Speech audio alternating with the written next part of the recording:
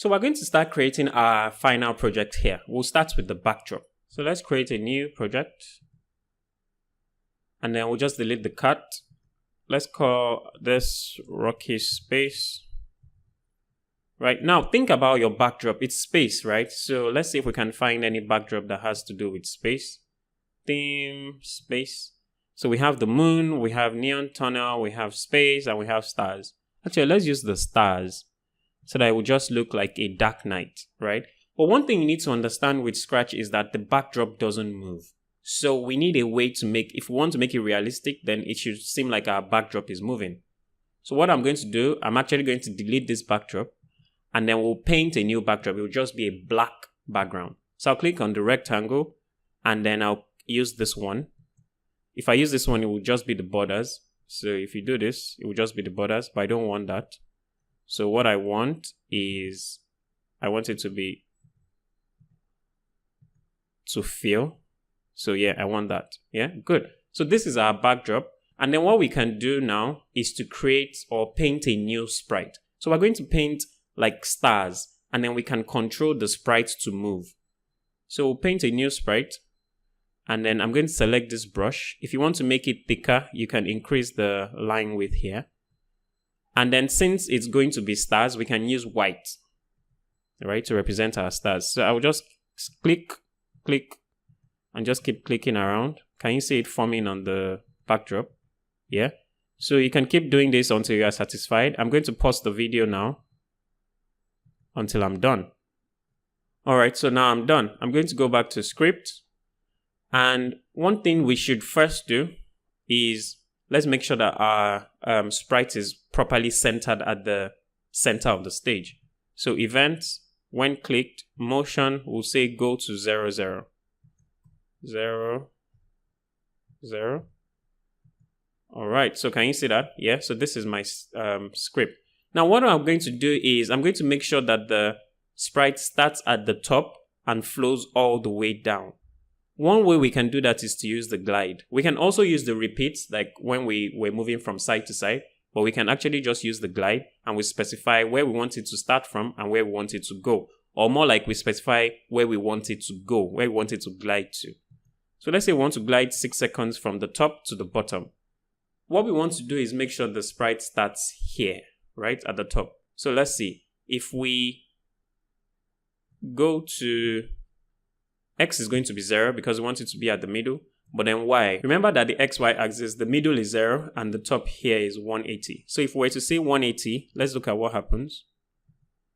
Can you see that it starts somewhere like at the middle? But what if we want it to start somewhere at the top here? We'll just say 180 times 2.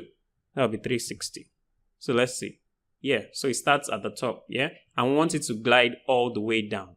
So let's say we glide for 6 seconds. And X is still going to be 0, but once it to glide all the way down, that will be minus 360. So let's see what this does. Aha, can you see that? Cool. Good. So when it gets to this point, we want it to go back and do the same thing all over again, right? So we can use a forever block for that. So let's see how it looks now.